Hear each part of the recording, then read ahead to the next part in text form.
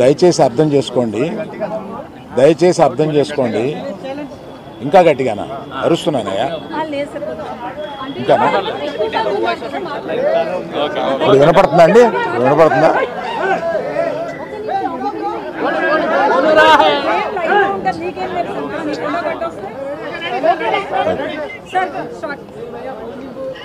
దయచేసి అర్థం చేసుకోండి.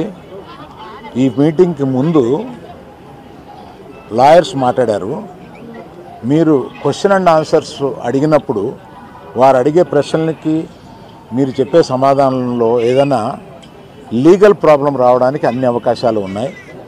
దయచేసి మీరు మాట్లాడాలనుకుంది ఏంటో వారు చెప్పారు, ఆ మాట్లాడాలనుకుంది మాత్రమే మాట్లాడండి అని అన్నారు. ఇది మీ క్వశ్చన్స్ జాడ్జ్ చేయడానికి కాదు, దయచేసి అర్థం చేసుకోండి. It is an insistence from the lawyers not to answer the questions, not to take the questions, not to take the questions. ఏమండి అవే పార్ట్ ఆఫ్ ద సిస్టమ్ కదా. No, let me, I wanted to tell something, let me complete.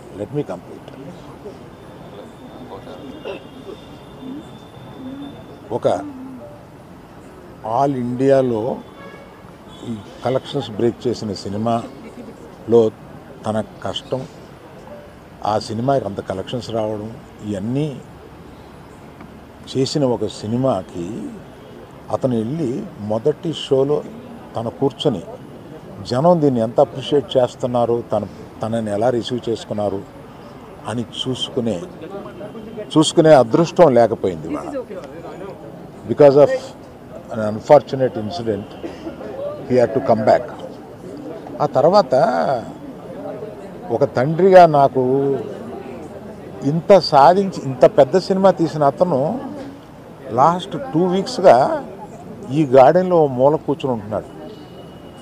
రోజు ఆ పైన ఉంటున్నాడు, లేకపోతే ఇక్కడ ఉంటున్నాడు. నేను ఒకసారి ఈ గార్డెన్ దగ్గరికి వచ్చి, ఏంటయ్యా ఇట్లా ఉంటావు నువ్వు, వెళ్ళి ఫ్రెండ్స్ దగ్గరికన్నా వెళ్ళు, లేకపోతే ఏదైనా ఊరన్నా వెళ్ళు, ఏదైనా బ్రేక్ తీసుకో, ఇందులోనే ఉండి నువ్వు ఇట్లాగ మరోజుగా ఇలా కూర్చుని ఉంటావు, దేశం అంతా నీ సినిమాని సెలబ్రేట్ చేసుకుంటుంటే నువ్వు ఇట్లా కూర్చుని ఉంటావు అంటే, సో అన్ఫార్చునేట్ ఇన్సిడెంట్ కరెక్ట్గా ఇప్పుడు జరిగింది. We don't know why, but the nature did it like that, let me take it, తర్వాత ఎప్పుడైనా వెళ్తాలే అని ఢిల్లీలో సెలబ్రేట్ చేస్తామని, బీహార్లో సెలబ్రేట్ చేస్తామని, బాంబేకి ఒక ప్లస్ మీట్కి రమ్మని, ఇట్లాగే రకరకాల సెలబ్రేట్ ఇవన్నీ వస్తున్నా కూడా it is not the time.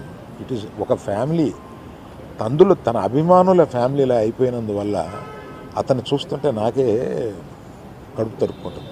ఎందుకంటే మీరు కూడా ఒకటి అర్థం చేసుకోండి, 22 సంవత్సరాలు తను కష్టపడి ఈ పేరు సంపాదించుకున్నాడు.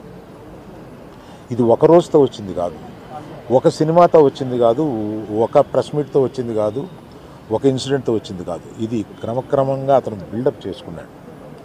ఆ బిల్డప్ చేసుకోవడం కాదు, 3 జనరేషన్స్ నుంచి వస్తుంది. మీరు ఎప్పుడైనా 3 జనరేషన్స్ని చూశారు, ఎప్పుడైనా మేము ఇట్లాంటి బ్లేమ్ తీసుకున్నామా, మేము ఇలా బిహేవ్ చేస్తాము, ఇలా ఇర్రేషనల్గా ఉంటామా? మీరే అర్థం చేసుకోండి. ఎందుకంటే మేము ఎటువంటి మనుషులు అనేది పబ్లిక్కి మీకు తెలుసు, మీరు చూస్తున్నారు, మమ్మల్ని అందరినీ చూస్తున్నారు. మేము మీ కళ్ళ నుంచి ఎవరూ తప్పించుకోలేము.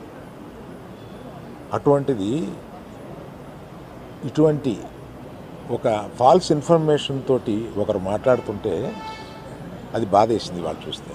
కనుక ఈ క్లారిఫికేషన్ ఇవ్వాలని అతను అన్నప్పుడు తప్పనిసరిగా ఈ క్లారిఫికేషన్లో లీగల్ అబ్జెక్షన్స్ ఏమైనా ఉన్నాయా అని కనుక్కొని లేవు అని తెలిసిన తర్వాత ఈ క్లారిఫికేషన్ ఇచ్చారు. దయచేసి ప్రెస్ వారు, ప్రజలు మీరంతా ఆదరిస్తే, మీ అభిమానంతో పైకి వచ్చిన కుటుంబమే, ఆ అభిమానాన్ని అర్థం చేసుకుని ఇలాగే కంటిన్యూ చేయమని నేను కోరుతున్నాను. Thank you sir. అబ్బాయి ట్రీట్మెంట్కి సంబంధించి అబ్బాయికి మెడిసిన్స్ కానీ ఏమైనా ఇస్తున్నారా? అటు అయ్యే ఖర్చులు మీరు భరిస్తున్నారా? గవర్నమెంట్ భరిస్తుంటే ఏం జరుగుతుంది సార్? అయితే దానికి కంటిన్యూ చెక్ అనౌన్స్ చేసిన వెంటనే మంత్రి ఇల్లు ఇచ్చేసాడు. ఇప్పటికి 20 రోజులు అవుతున్నా కూడా అల్లు అర్జున్ గారు ఇంకా ఇవ్వలేదు. దీని వెనక కారణం ఏంటంటారు? నేను అవన్నీ చెప్పడానికి రాలేదమ్మా. వ్యక్తిగతంగా నా బాధ ఏదో మాత్రమే చెప్పడానికి వచ్చాను ఇక్కడికి. అవన్నీ ఇంకో ఇన్సిడెంట్లో చెప్తాను. అంటే ఎందుకంటే ఇందాక అర్జున్ చెప్పబోయి కూడా అర్జున్ ఒక అమౌంటు, నవీన్ మైత్రి వాళ్ళు ఒక అమౌంటు, డైరెక్టర్ గారు ఒక అమౌంటు, ఇదంతా పెట్టి ఒక ట్రస్ట్ చేద్దాము ఇది అని ఏదో అనుకున్నారు. దాన్ని ఇప్పుడు చెప్పి నేను ఆ విషయాన్ని డైల్యూట్ చేయడం ఎందుకు, దాన్ని ఇంకొకసారి వచ్చి వివరంగా వాళ్ళు మైత్రి ఈయన అందరూ కూర్చొని దీన్ని ఎలా చేయబోతున్నాం, ఎంత సపోర్టివ్గా ఉండబోతున్నాం అనేది తప్పనిసరిగా మీకు చెప్తారు. అయితే